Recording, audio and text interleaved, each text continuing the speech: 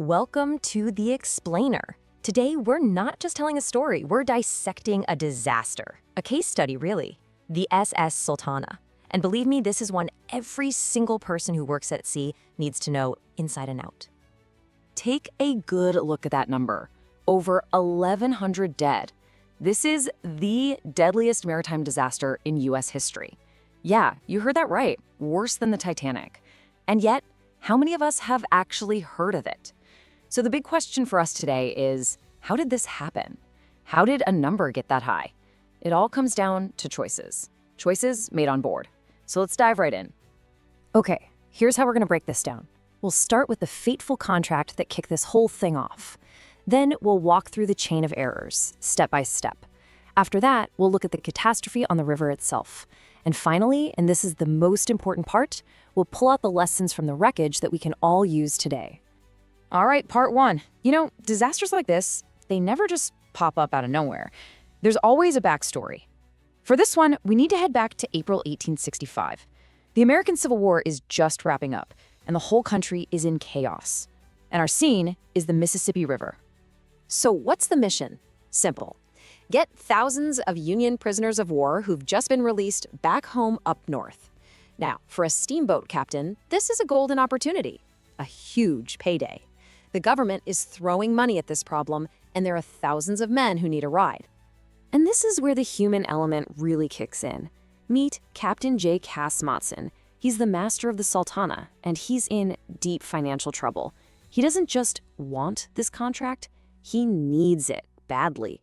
And that desperation, that pressure, well, that's the very first link in the chain of what's about to go so terribly wrong. Okay, now we get into the real meat of it. You've probably heard of the Swiss cheese model of accidents, right? The idea that for a disaster to happen, a bunch of holes in your safety procedures have to line up perfectly. Well, the Sultana is the textbook example of this. Any one of these errors on its own, maybe not catastrophic, but all of them together, it was a recipe for absolute disaster. So here's the first hole in the cheese. Link number one. Captain Mason, feeling that financial squeeze, allegedly makes a shady deal with the local quartermaster, a little kickback under the table to make sure his boat, the Sultana, gets a full load of prisoners. So right from the get-go, professional integrity is out the window, all for the sake of profit. Next link in the chain, the equipment itself. The Sultana had these high-risk tubular boilers. Now these weren't some newfangled technology, their weaknesses were pretty well known. See, the Mississippi River is full of mud and sediment, and that gunk would clog up the boiler tubes. When that happens, water can't circulate properly, and you get these incredibly dangerous hotspots. So you had to be extremely careful and operate them strictly by the book. And here it is, the classic dilemma we all face, schedule versus safety. One of those boilers springs a leak. A proper safe repair is going to take 3 days. But Captain Mason is terrified he'll lose that lucrative contract. So what does he do? He orders a temporary fix, a one-day patch job. They basically just riveted a thinner piece of metal over the bulge, a Band-Aid on a life-threatening wound. Link number 4. That backroom deal comes through.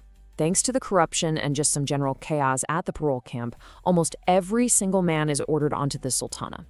I want you to picture this. They packed so many men onto this wooden steamboat that the decks literally started to sag. They actually had to bring in extra wooden beams just to brace them. This isn't just a little bit overloaded. This is a complete catastrophic failure of load management. Now look at this. This chart just lays it all out, plain and simple. The gap between what was legal and what was actually happening is just staggering. Legal capacity? 360 people. On board? Almost 2,200. Boiler status should have been fully replaced. What it got?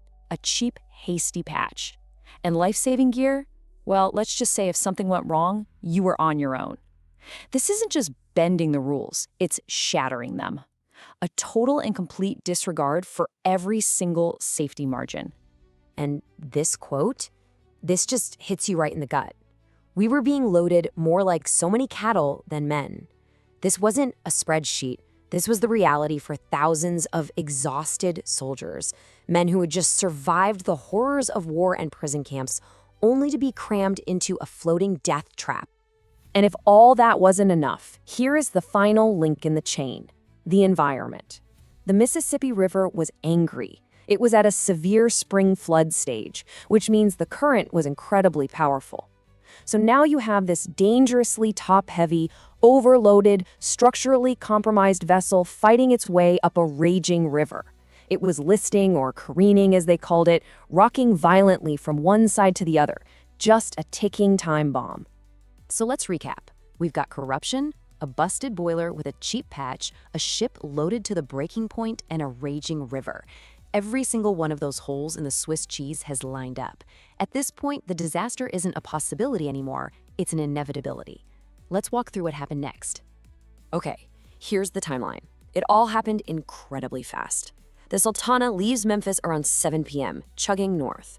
A few hours later, around 2 a.m., just 7 miles out of the city, it happens. That patched, overstrained boiler finally gives up. So what exactly happened? How did it fail? It's what's called the careening effect, and it's where all those problems came together. As the overloaded ship rocked violently side to side, the water inside the boilers sloshed away, exposing the metal. With no water to cool it, that metal got red hot. Then the ship would rock back the other way. Cold river water would rush in and hit that superheated metal. And what happens when you do that? An instantaneous, massive explosion of steam. A pressure spike so huge that weak, patched boiler didn't stand a chance. It just blew. The explosion was the climax, but the story isn't over. The aftermath was pure chaos. And for us, for every seafarer, this is the most critical part. We have to analyze the wreckage, not just to understand what happened, but to learn the lessons. Lessons that were paid for in blood. The explosion literally ripped the heart out of the ship. Hot coals scattered everywhere, and in seconds, the whole wooden superstructure was a roaring inferno. Men were killed instantly by the blast and the shrapnel. Others were burned alive. Hundreds more were thrown into the freezing, flooded river, left to drown or die of hypothermia in the dark. A few boats, like the steamer Bostona II, mounted a rescue, but the scale of the tragedy was just immense. And maybe one of the biggest tragedies is what happened next, or rather, what didn't happen. The disaster got completely overshadowed by the end of the war and President Lincoln's assassination. News traveled slow. The key officers who made that corrupt deal, the ones responsible for the overloading, they basically got away with it. No one was ever truly held responsible. And when there's no accountability, the lessons are learned much, much slower, if at all. So let's make this personal. I want you to really think about this. Put yourself on that dock in 1865. You're a deckhand, maybe a junior engineer. You see that shoddy patch on the boiler. You watch them brace the sagging decks. What do? What is your professional, your moral obligation? Think about the pressure to just keep your mouth shut, to not rock the boat. But what's your duty? When do you have to speak up? Because these are the lessons we have to take away, and they are just as true today on a modern container ship as they were on a wooden steamboat. 1. Safety has to trump profit and schedules, period. 2. Temporary fixes on critical gear, that's a gamble you can never, ever afford to take. 3. Those numbers for stability and load limits, they're not suggestions, they are ironclad laws. 4. Watch out for the normalization of deviance.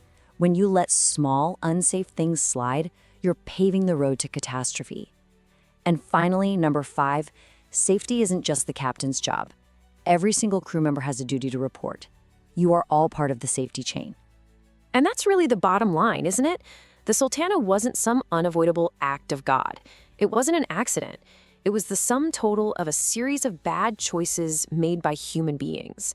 And the one thing we all know is that the sea does not forgive the choices we get wrong. Our job, our fundamental duty as mariners, is to be the person who sees that chain of errors forming and has the courage to be the one who breaks it.